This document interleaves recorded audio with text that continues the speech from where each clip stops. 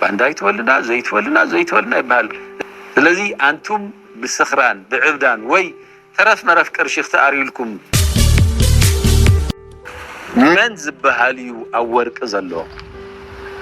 من زبهالي ما أدن زلو من زبهالي برت زبهال زلو تلك نتربع عند شعاتن 4 عمت أو تدرنا استقمت أسب كم دعان توزبل كيو بهلاو هو حاد كمودب بدم حزب تግራይ ዝተፈጠረን ሓደ ዓብይ ትካል ናይ ኣብ እዋናዊ ፖለቲካዊ ኩነታት ትግራይ ዝምልከት ተጋዳላይ ገብረ ጻድቅ ንህሉ ትግራይ ዘለቶ ኩነታት ተመልኪቶም ሎሚ ስፍሕ ዝበለ መብሪ ሂቦም ኣለው ተጋዳላይ ገብረ ጻድቅ ኣፍቲ ሰፊሕ ቃለ መሕተቶም ንጉዳይ ርክብ ሻዕብያን ሰራዊት ትግራይን ዝምልከት ዛዕባቲ ኣብ ዝሓለፈ ሰሙን ዝተሰናበተ ፕሬዝዳንት ጊዜያዊ ምሕዳር ትግራይ ዝነበረ ጌታቸው ረዳን مسؤول استأسسر دما كيدان تجارون بهراو دحنت بزبل سلسة بهراوان ودبات مالتون ودبنات سنة تجراي بهراو بايتو عباي تجراين عرنا نديمقراسيون لألاونتن ودبات زم حلالفو متأنقطان كالوت زرزر قوداتن نابخات ممكن قربنا حاويركم ناصحو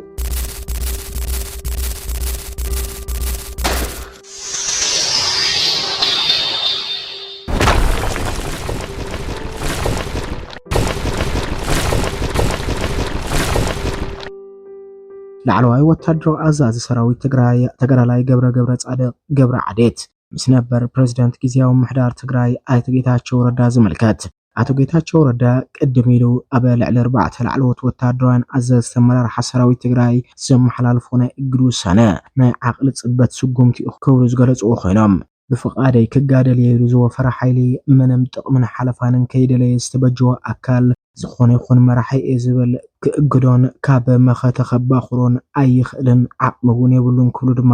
ገሊጾም ሓሊፎም ሕዚ ሰራዊት ከም ትዝበልኩኻ ኣብ መኸተ ዘሎ ተጋዳላይ ክምክት ፀንተት ህዝቢ ትግራይ ክምክት ኢሉ ዝመፀ ተጋዳላይ ካብ መን ኢኻ ምኽትእግዶ ክምክት ኢሉ ብፍቃደኝነቱ ዝመፀ ሰራዊት ኣጊደካ ክበሃል እኮ ይኽእል ንመን ኢኻ ትእግዶ وانين اللن عمام اللن نيلوز مسا سراويت أجدكا يبهل كو بدليوت مسو بدليوت ما زغسل زلمبر حلف زبلة عليو حلف تقمل ليو ويكاله علامة اللي ويكونن سنة عقل صبتي نيرو نخجاد اللي زبلة سد ما اختقدون يدخلن تحقاو مسارات كلام لما يصير هلا بصور نتجاد عليه نبي خاطر يقدو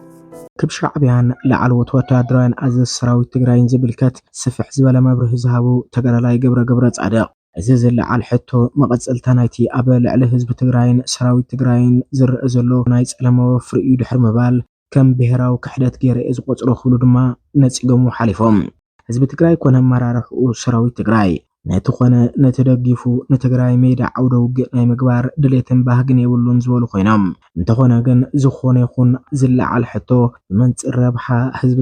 تجراين تجيرو كر يقبو خلود ما جليسهم حليفهم نتخالي سراويت متكع يقلل يخوان بزبلنبر تسألم زي مقصلتان يتخالي تسألمي مريتنا خيت ملسا حزبنا نام مربتون كي أتوى تجراي مولو حراخي وزت سراويت بحدا ليتي بتني الكاموسان فلسهم تقبلنا تيولون زولو لعلواي وتادرو أزاز سراويت تجرالاي ገብረ ጻድቅ መሰረታዊ ረብሓታት ህዝቢ ትግራይ ኣብ ዘይተረጋገፀ ኣሎ ሰራዊት ትግራይ ንኽበተን ደጋጊምካ ጻውዒት ምቕራብ ፍጹም ተቐባልነት የብሉን ክብሉ ድማ ገሊጾም ሓሊፎም ቅድሚ 2 ዓመታት ሰራዊት ትግራይ መርኣያን ምዃን ኢሉ ኣስታት 75,000 ዝግመት ሰራዊት ካብቲ ስሩዕ ሓይሊ ከም ዝቐነሰ ዝገለጹ ኮይኖም እዚ BDDR ዝፋነወሉን እግሪ ዝተኽለሉን መንገድታት ንምፍጣር ድማ ይስራሕ ምህላው ኣብርሆም ሓሊፎም እዮም መሬት ትግራይ ናብ ንቡር ከይተመለሰ تحقق منقستاوي تلقوتات كي تفصم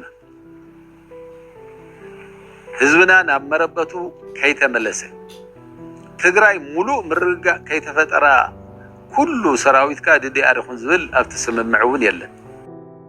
ኣብ ትግራይ ዝነበሩ ዓበይቲ ብሄራዊ ክብርታት ቀስ በቀስ ይሽርሸሩሉ ዝበሉ ተጋዳላይ ገብረ ጻድቅ ፍላይ ኣብ ሚድያታት ዝርአ ዘሎ ልጋው ምዝለቀ ኣካይዳ ብደረጃ ብሄራዊ ክሕደት የዝርኡ ክሉ እቶም ላዕለዋይ ወታደራዊ ኣዛዝ ገሊጾም ኣብ መኸተ ዝነበሩ ምስጢር ኮይኖም ክቅጽሉ ብዝግበአሉ ኩነታት ቲክቶከራትን ዩቲዩበራትን መዓልታዊ ናብ ሚድያ ይዝርግሕዎም ኣለዉ ክብሉ ዝገለጹ ኮይኖም ካብ ተሓታትነት ዘውፅእ ኣይኮነን ክብሉ ድማ ኣነፂሮም ሓሊፎም ብውልቀ ኾነ ብጉጅለ ኣብ ሚድያታት እናቐረብካ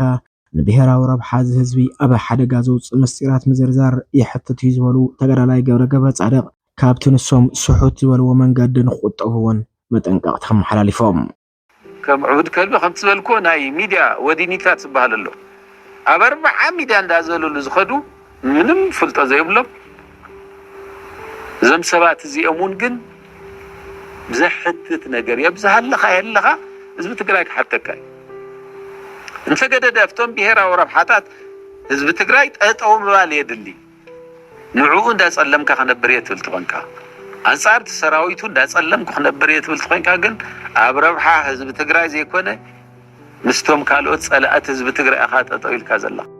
ን40 50 ዓመታት ኣብ ሰራዊትን ጽንሐ ኣካል ንጽላም ሓሊፉ እውን ባህላዊ እናበልካ ምጽዋዕ ፍጹም ክውገዝ ዝግብኦ ነውራም ተግባር ዝበሉ ተጋዳላይ ገብረ ጻድቕ እቶም ነዚ ተግባር ዘዘካይዱ ዘለዉ ኣካላት ካብ ዝተግባሮም ክቁጠቡ ድማ ገሊጾም እዮም ሰራዊት ትግራይ ከም ውዳበ ሓይሉ ጠናኺሩ ሰላምን ድሕንነትን ህዝቢ ከረጋግጸሉ ዝኽእሉ ተግባራት ክንደተኲርካ ምስራሕ ነቲ ዘሎ ሓይሊ ኸፋፊልካ ሽማሽም እናውጻኻ ብጸለመ ዝግበሩ ክያዶታት ግን ተቐባልነት የብሉን ኩሉ ድማ ነጺሮም እቶም ጸለመ ብልዕ ሰራዊት ትግራይ ኮነ ኢሎም ዘካይዱ ዘለዉ ኣካላት ካብቶም ባንዳታት ዝበሃሉ ፈሊናይ ንሪኦምን ዝብሉ ኮይኖም ገሊኦም ብፍላጥ ገሊኦም ድማ ብዘይፍላጥ ምዃኖም እውን ኣነጺሮም ሓሊፎም ይኹን እምበር ብፍላጥ ይኹን ብዘይፍላጥ ኣብ ልዕሊ ሰራዊት ትግራይን ኣመራርሑኡን ዝግበር ናይ ጸለመ ኸይዲ